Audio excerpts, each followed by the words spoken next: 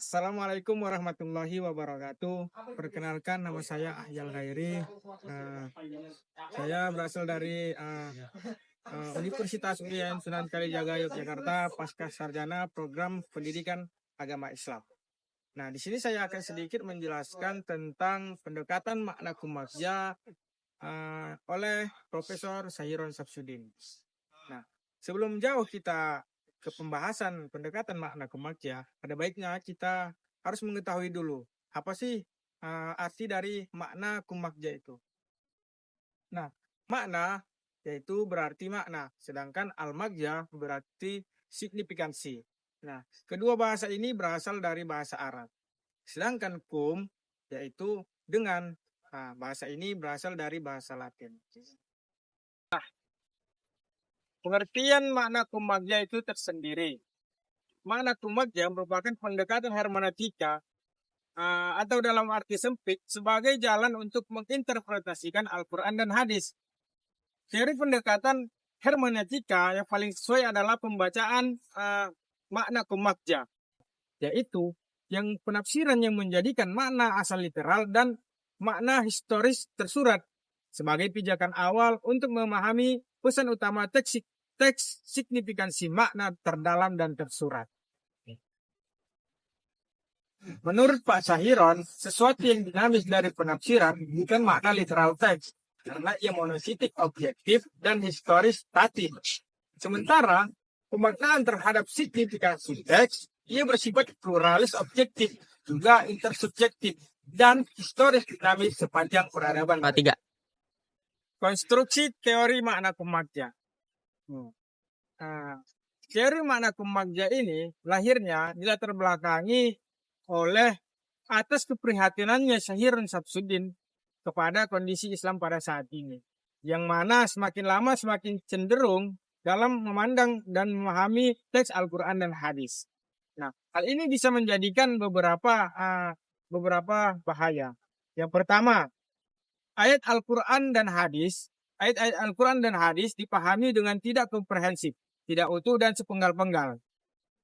Artinya, munasabat al-ayat, ketertarikan antara ayat, dan munasabat al-hadis, keterkaitan antara hadis, tidak diperhatikan dengan baik. Hal ini dapat menimbulkan kesalahpahaman atau misunderstanding yang seharusnya dihindari dalam proses memahami Al-Quran dan hadis.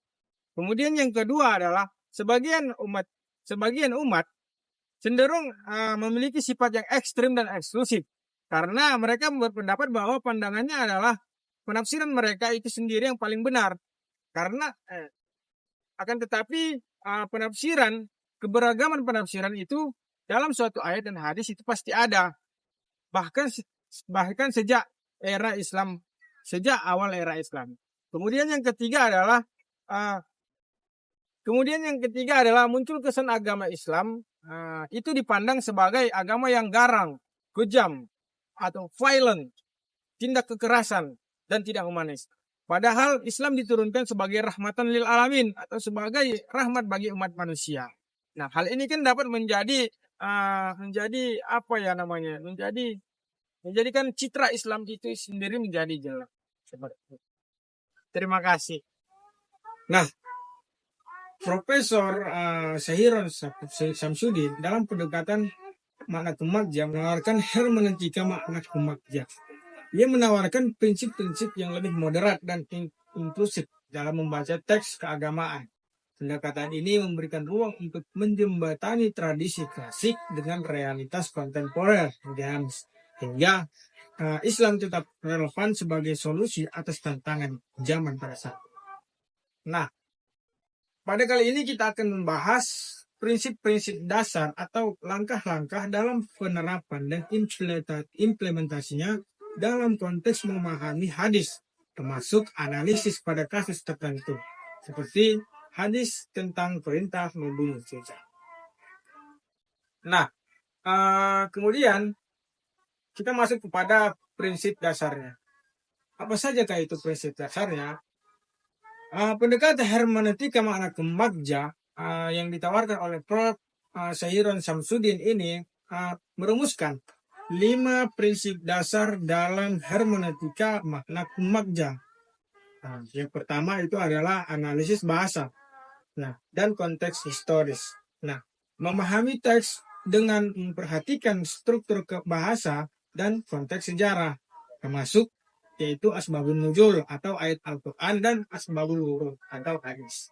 Kemudian yang kedua adalah keseimbangan makna tersurat dan tersirat.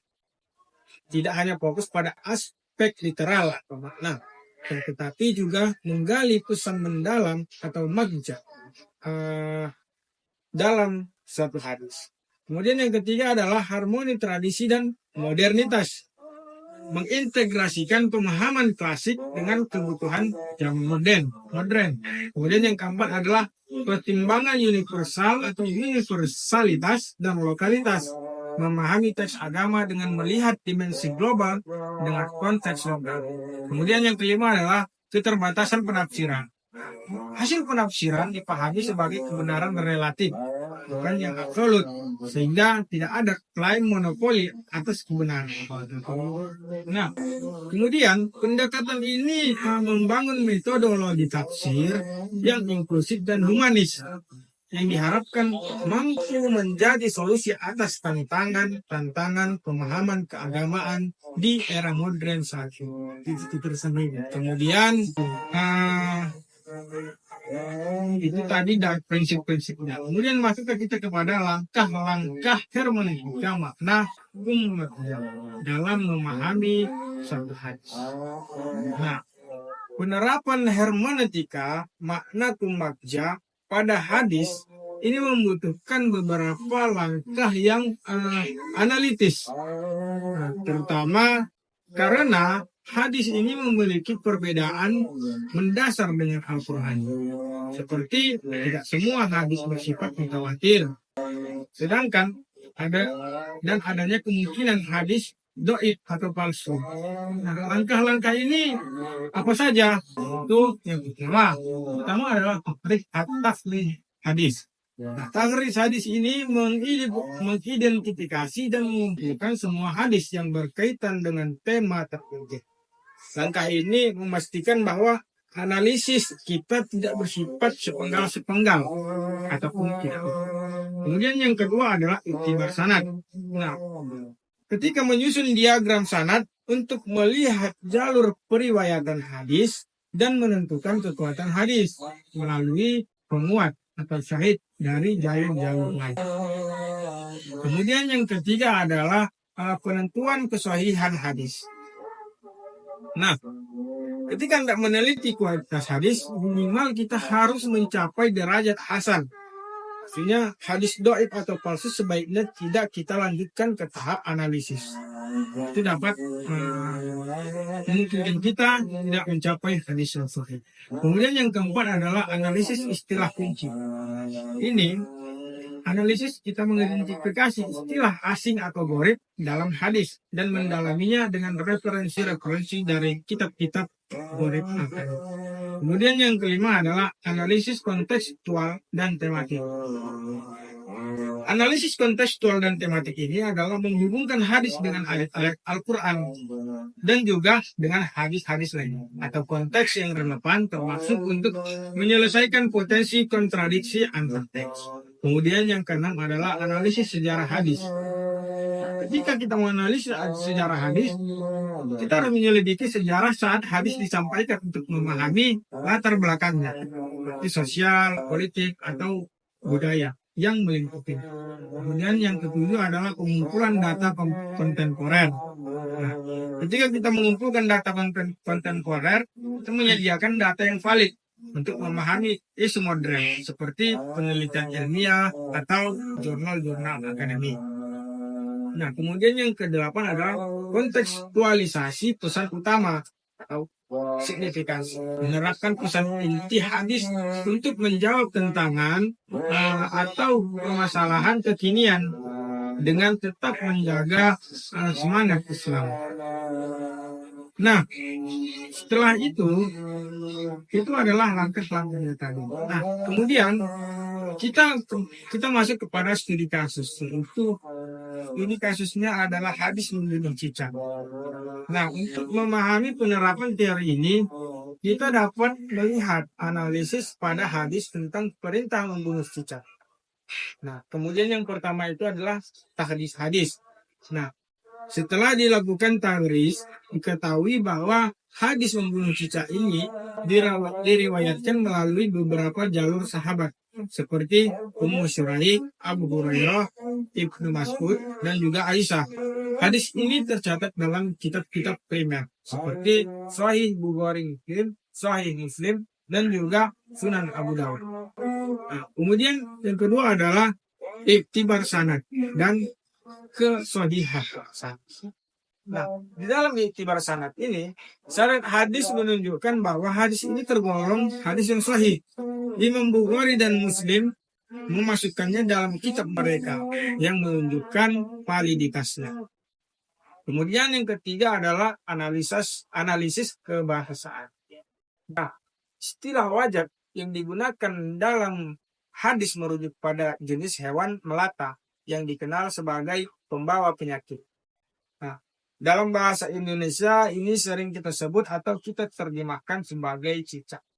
Akan tetapi analisis lebih lanjut menunjukkan bahwa wajak dapat merujuk pada spesies ini yang mungkin menjadi vektor penyakit seperti lepra pada masa zaman.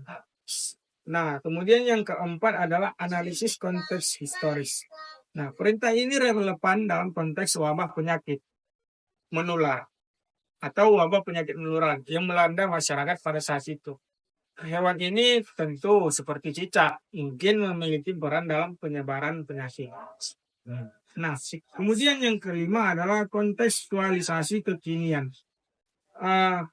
Pesan inti dari hadis ini adalah pentingnya menjaga kesehatan dan kebersihan lingkungan kita atau serta menghindari penyebaran penyakit. Hal ini relevan dengan langkah-langkah pencegahan penyakit menular. Hal ini relevan dengan langkah-langkah pencegahan penyakit menular modern seperti yang kita rasakan pada saat itu, yaitu pandemi COVID-19. Nah, kemudian yang kelima adalah hermeneutika makna kemaksudnya dalam konteks modern. Nah, metode ini memiliki relevansi besar dalam menjawab tantangan zaman. Misalnya, dalam konteks pandemi COVID-19. Pendekatan hermeneutika ini mengingatkan kita untuk yang pertama, menggunakan data valid dan penelitian ilmiah dalam menyikapi isu-isu kesehatan. Kemudian, yang kedua adalah menghindari penyebaran hoaks yang dapat memperburuk keadaan. Kemudian yang ketiga adalah mengintegrasikan nilai-nilai Islam dengan langkah-langkah ilmiah seperti isolasi geografis atau kebijakan sanitasi yang diterapkan Rasulullah dalam menghadapi wabah pada saat itu. Nah, kemudian pendekatan ini juga dapat diterapkan pada isu lain seperti hak asasi manusia, lingkungan, ataupun teknologi dengan tetap berpegang pada semangat Islam sebagai rahmatan lil alamin. Nah, kemudian adalah setelah kita mengetahui uraian panjang lebar yang tadi dipaparkan, kita dapat menyimpulkan bahwa secara tekstual hadis yang memerintahkan kita membunuh wajak atau cicak tadi adalah hadis sahih, diriwayatkan melalui 6 jalur. Kan tetapi namun kemudian ketika dipahami dengan teori makna kemaksudnya Pak Tahiron Tamkudin, pesan utama hadis ini bukanlah agar umat Islam membunuh sebanyak-banyaknya hewan sejenis cicak yang berada di rumah kita, yang biasa hinggap di dinding-dinding rumah di sekitar masyarakat. Cicak-cicak ini ternyata memiliki tugas penting dalam menjaga keseimbangan ekosistem dan juga ekologi. Nah, pesan utama yang terkandung dalam hadis ini adalah hifz al-nafs, yaitu menjaga jiwa umat manusia dari ancaman wabah penyakit menular. Ketika wabah penyakit menular itu sudah berlalu, maka perintah itu pun untuk sementara tidak berlaku. Karena kalau diberlakukan, apalagi dalam porsi berlebihan, justru akan mengganggu keseimbangan ekosistem keseimbangan ekosistem yang terganggu justru akan mendatangkan mudarat yang lebih berat. Nah, kemudian kesimpulannya adalah lama. Nah, baiklah teman-teman. Hermeneutika makna kumagja yang menawarkan sebuah kerangka metodologis yang moderat, inklusif, dan relevan dalam memahami teks keagamaan. Pendekatan ini menuntun kita untuk tidak hanya terpaku pada makna literal, tapi juga menggali pesan mendalam yang sesuai dengan kebutuhan zaman pada saat ini.